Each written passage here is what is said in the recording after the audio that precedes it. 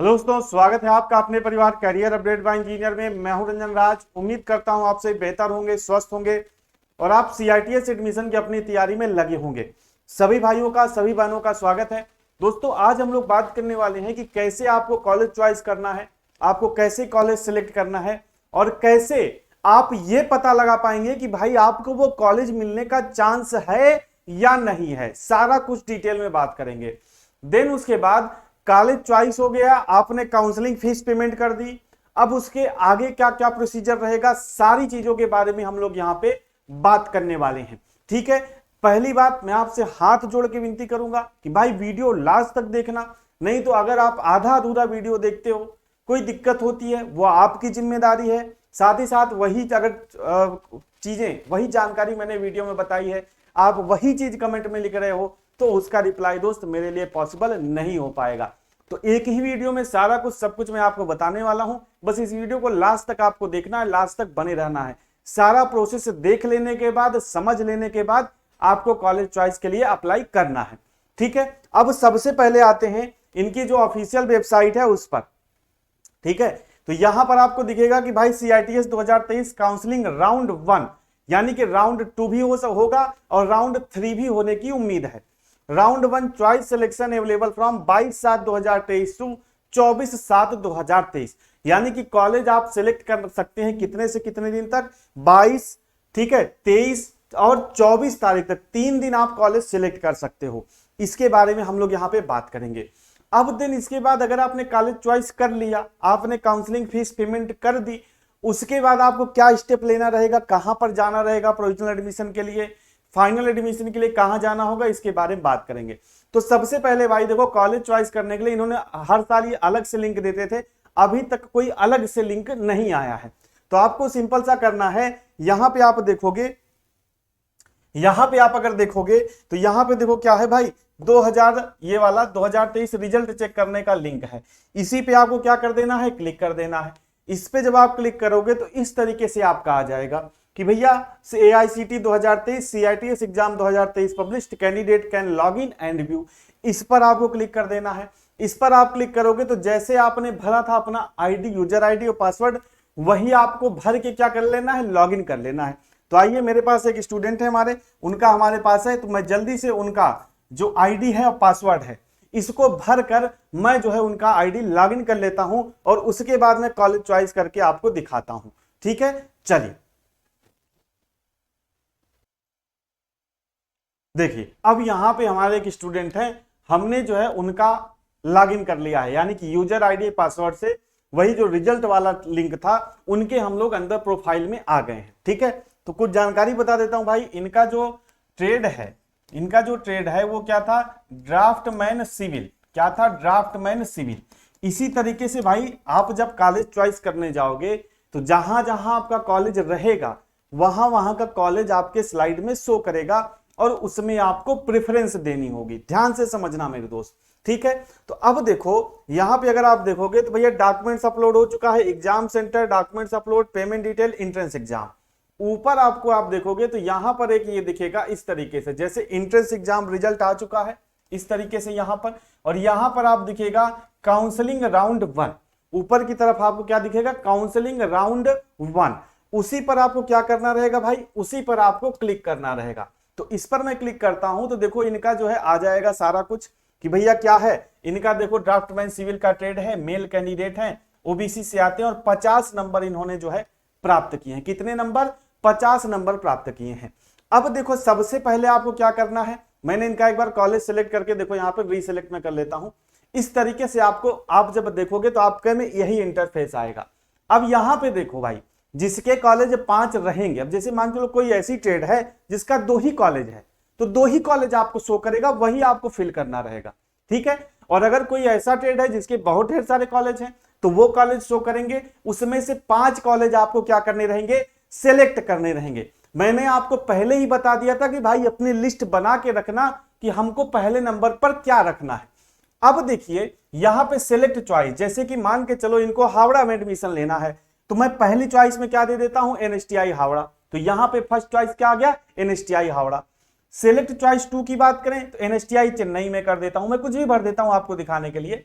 इसके बाद अगर गवर्नमेंट ITOT है तो यहां पर मैं भर देता हूं, फिर इसके बाद गवर्नमेंट ITOT है यहां पे भर देता हूं, फिर इसके बाद गवर्नमेंट ITOT सीकर है इसको मैं यहां पे भर देता हूं। ठीक है, ये मतलब 5 कॉलेज मैंने सिलेक्ट कर लिया। आपको भी ऐसे ही अपने 5 कॉलेज क्या करने हैं भाई, सिलेक्ट कर लेने हैं।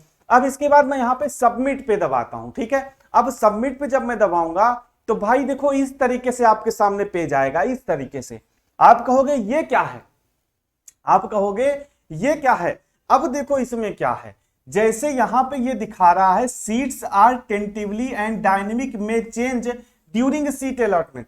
अब देखो भाई अभी शुरू काउंसलिंग स्टार्ट हुई है, अभी यहां पर ढेर सारे बच्चों ने अप्लाई नहीं किया होगा।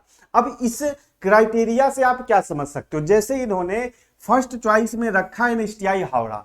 अब फर्स्ट चॉइस में जनरल की सीट है 28, क्योंकि भाई OBC कैंडिडेट है ये, ध्यान से समझना। अगर आप SC होगे ST होगे तो आपका ऐसे अलग से भी शो करेगा। जैसे ये OBC कैंडिडेट है तो ये जनरल की भी सीट ले सकते हैं और OBC का इनका है ही। अगर आप SC हो तो आपका SC का भी शो करेगा, जनरल का भी शो करेगा। अब जैसे कि मान के चलो जनरल की टोटल 28 सीट है कहां पर, NSTI हावड़ा में, और उस 28 सीटों में इनकी पोजीशन कितनी है, 13वीं। अभी क्योंकि ये आपको लास्ट में चेक करना होगा 25 तारीख के शाम को, क्योंकि अभी तो इसमें बहुत ढेर सारी बच्चे अप्लाई करेंगे, ढेर सारे बच्चे अप्लाई करेंगे, तो ये पोजीशन चेंज होती रहेगी। तो आपको बीच बीच में पोजीशन अपनी देखती रहनी है भाई हमको ये कॉलेज मिल पाएगा कि नहीं।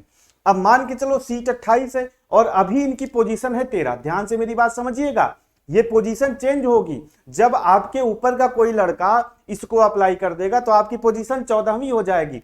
फिर उसके बाद उसके आपके ज्यादा नंबर का लड़का अगर कोई अप्लाई करेगा तो फिर आपकी पोजीशन नीचे आ जाएगी। अभी क्या है करंट में अगर देखो तो इनका 28 सीट है, इनकी पोजीशन 13 है, यानी कि इनको ये कॉलेज मिल जाएगा। OBC में भी देखो 19 सीट है और इनकी पोजीशन कितनी है, 8 है, यानी कि इनको कॉलेज मिल जाएगा अभी के लिए। अब अगर मान के चलो आप किसी कॉलेज में अप्लाई कर रहे हो, वहां पे सीट दिखा रहा है 28, तब ये किस कलर से हो जाएगा, ये येलो कलर से हो जाएगा। मान के चलो किसी सीट है 28 और आपकी पोजीशन दिखा रहा है 35 अभी ही, और अभी धीरे धीरे लड़के और अप्लाई करेंगे क्योंकि 22, 23, 24 3 दिन का समय है, धीरे धीरे सभी बच्चे अप्लाई करेंगे। तो आपकी पोजीशन अगर इस सीट के नंबर से ज्यादा चली जाती है तो इसका मतलब आपको वो कॉलेज नहीं मिलेगा, मतलब मिलने की संभावना ना के बराबर ही आप जान लो। ठीक है, तो आपने मान के चलो ऐसे चेक कर लिया कि भाई NSTI हावड़ा हमारी रैंक ठीक आ रही है, हमको पहले नंबर पे यही चाहिए।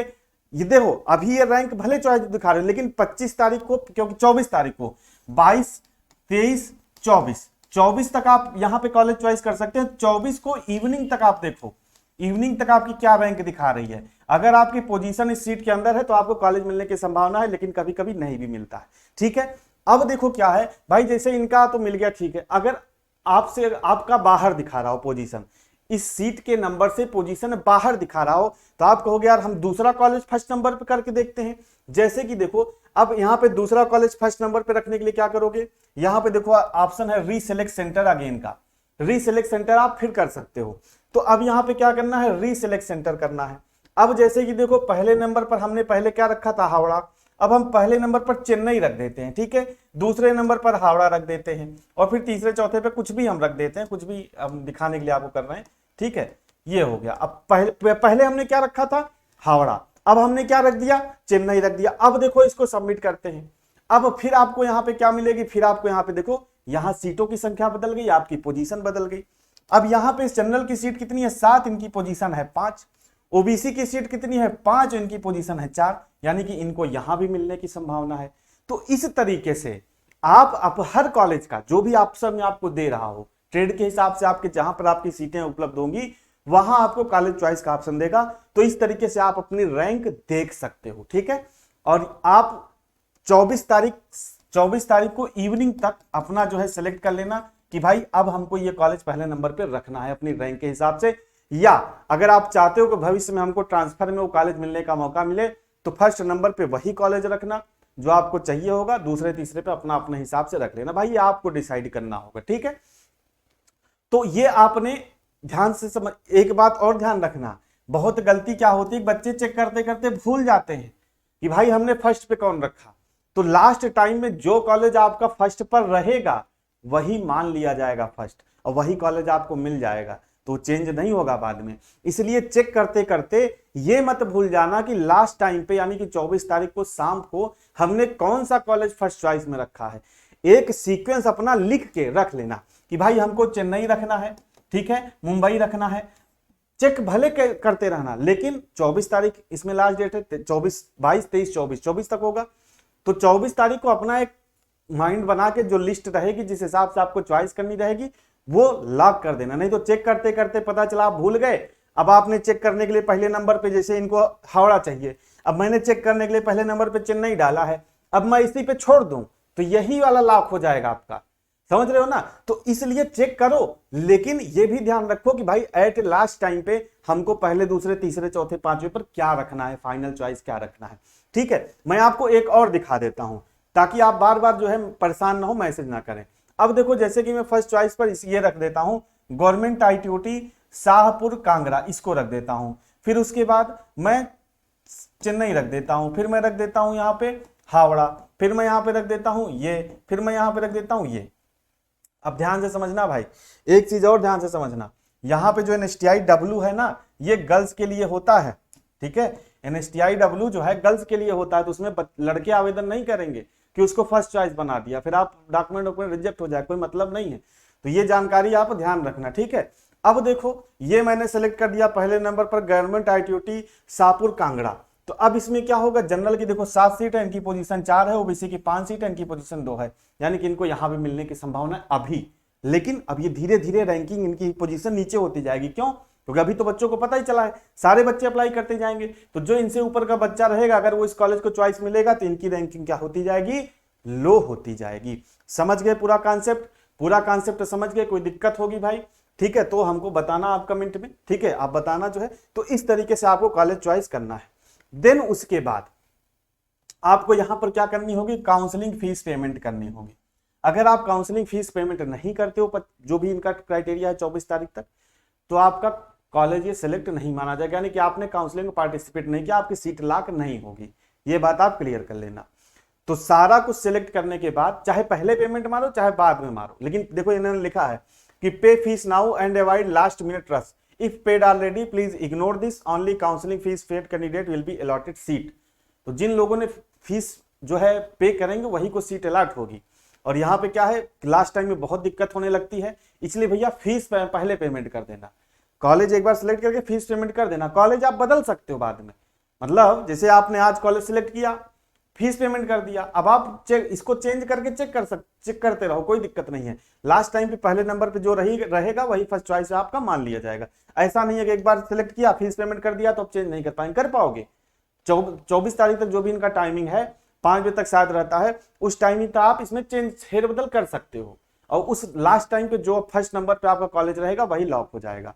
तो यहाँ पे आप काउंसलिंग फीस पेमेंट करने के लिए आप इस पे क्लिक करेंगे और किसी भी तरीके से आप जो है फीस पेमेंट कर सकते हैं। यहाँ पे देखो जैसे बहुत सारे ऑप्शन मिल जाते हैं, भाई मुझे तो फीस पेमेंट करना नहीं है, तो इस तरीके से आपका ये हो जाएगा। ठीक है, यहाँ पर आप क्या कर सकते हो, फीस पेमेंट जो है कर सकते हो। यहाँ पे क्या कर सकते हो भाई, फीस पेमेंट यहाँ पे नीचे इस पे क्लिक करोगे, रीड निमी पेमेंट पॉलिसी, इसको पढ़ लेना और इसके बाद जो है क्या कर लेना, फीस को पेमेंट जो है आप कर देना। ठीक है, यहाँ से फीस पेमेंट को यहाँ पे आप कर देना। ठीक है, तो यहाँ पे देखो पे एप्लीकेशन फीस, यहाँ पे क्लिक करोगे, एक सेकेंड रुको यार, कुछ गड़बड़ हुआ। देखो यहाँ पे आपको क्लिक करना है, पे नाउ पर आपको यहाँ पे क्लिक करना है। ठीक है, पे नाउ पर आपको यहाँ पे क्लिक करना है, फिर यहाँ पे आपको ऑप्शन मिल जाएगा कार्ड नंबर का, एक्सपायरी डेट, ईयर, ये सारी चीजें मिल जाएंगी। मेक पेमेंट पे क्लिक करोगे तो आप यहाँ पे फीस पेमेंट कर पाओगे, या किसी कैफे वगैरह से कराना हो तो ये आप करा लेना। ठीक है भाई, तो ये चीज आपको समझ में आई कि फीस पेमेंट आपको जो है कैसे करना है। तो इस तरीके से आप अपना फीस का पेमेंट जो है आप कर पाओगे। ठीक है, चलिए अब हम लोग बढ़ते हैं आगे कि भाई कॉलेज चॉइस कर लिया, सब कुछ कर लिया, अब मान के चलो हमको आगे का इसके प्रोसेस क्या रहेगा, इसके आगे का जो प्रोसेस है वो क्या रहेगा, किस तरीके से इसके आगे हम मूव करेंगे।